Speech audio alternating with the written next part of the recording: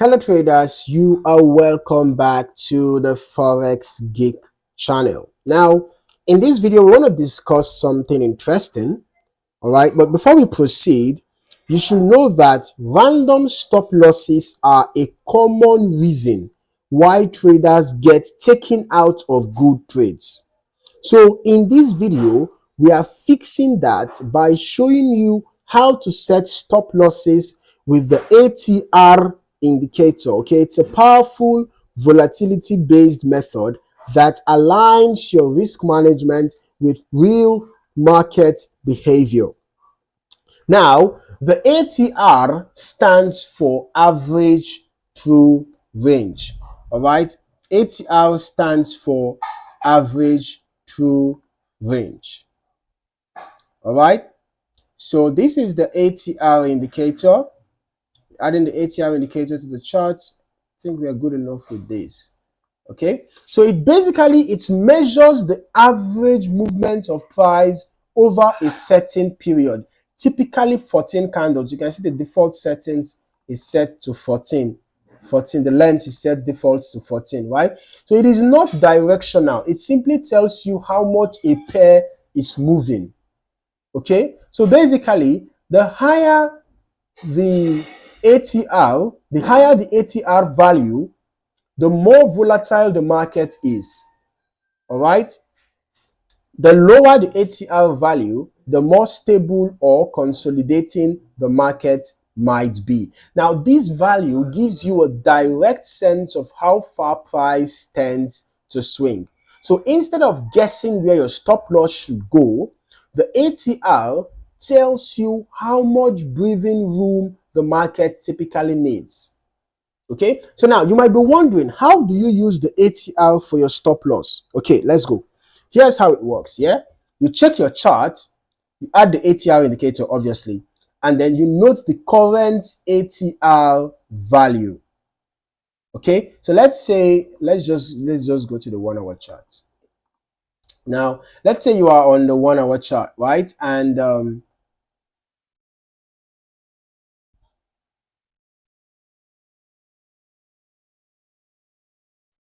okay, let's just check something real quick. Now, okay, so basically, whatever chart that you are trading on, doesn't matter if you're 1 hour chart or daily chart or or lower charts. Okay, basically, the method that I'm going to be showing you now is actually a manual method. All right, it's a manual method of how to gauge where to place your stop loss. It's not going to give you direct or precise points. This particular method that I'm going to discuss right now, it's not going to give you precise points for your stop loss. It's just going to be more like a guide.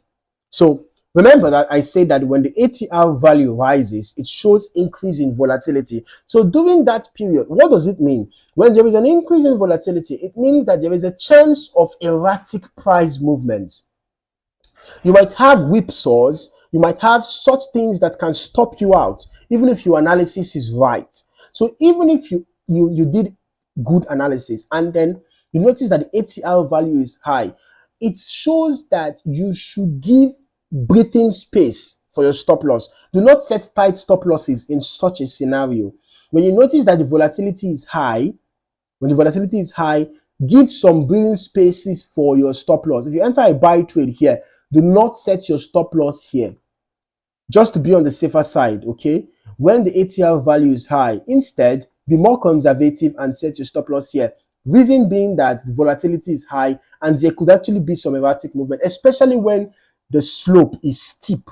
When you have a steep slope like this, okay? But in a scenario where you have the ATR value low, it shows that volatility is low, and in that case, you can have tight stop losses. For example, if you are going to enter a buy trade around here, you had entered a buy trade around here. Now, because the volatility is low, the ATR value is low, so there is going to be lower chances of whipsaws and all of that, right? So this could have been a good opportunity. I mean, you can actually consider setting your stop loss maybe below this particular rejection candle. You can see this particular sell candle. This can be a good point for setting stop loss because volatility is low. So chances are that if that trend is valid, price will continue going up without necessarily having to do some erratic movements. So you understand? So this is not going to give you a precise point for setting your stop loss, but more like a guide in knowing when to use tight stop losses and when to use, wider stop losses. So instead, when the volatility is high and you have to use a wider stop loss, you will now calculate whether your potential, for example, your potential profit target is giving you a good enough risk to reward ratio. For example, in this case, if I was going to enter a buy trade, instead of setting my stop loss here, I should reference the previous lows. So now I can now check if I have a good risk to reward ratio. My risk to reward ratio was still good despite my stop loss placement. So I can proceed to enter that trade. But in this particular example, imagine you are entering here, because after this recent low. Imagine you're entering here and setting your stop loss here. The risk to reward ratio is not good enough, because if you are targeting the next resistance zone, the risk to reward was not good enough. So in this case, if your risk to reward is minimum of 1.5, ideally I would recommend 1 ratio 2. That is, you are targeting times 2 of what you're risking. But worst case scenario, 1.5. If your risk to reward is not up to that, I'll just recommend that you stay out of the trade. Just stay out of the trade. Okay, so the key is adjusting your stop loss relative to your strategy and the market volatility. All right, that way your stop is strategic and not random. So this is not a strategy that involves random stop loss placement. Okay, your stop loss placement is strategic. It's not just random. It's dependent on the prevailing volatility at the time. So basically, this is just showing you that you should reference volatility and price action, market structure. Because while paying attention to volatility, you're paying attention to market structure as well. Because as price is forming higher highs and higher lows, of course, recent swing lows are ideal positions to reference for your stop loss for a buy trade, right? And then recent swing highs are ideal positions to reference for your stop loss for sell trades. Meanwhile, the level of volatility is now going to determine how close your stop loss should be with respect to your entry point, or how far it should be. Okay, so using the ATR indicator to set stop losses takes emotion and randomness out of the equation. All right, your stops become logical, consistent, and tailored to what the market is doing, not what you hope it does. All right, trading should not be based on hope. All right, you should trade based on what you see in the market, or based on what the market is doing. All right. So if you found this useful, hit that like button, subscribe to the channel for more smart strategies like this.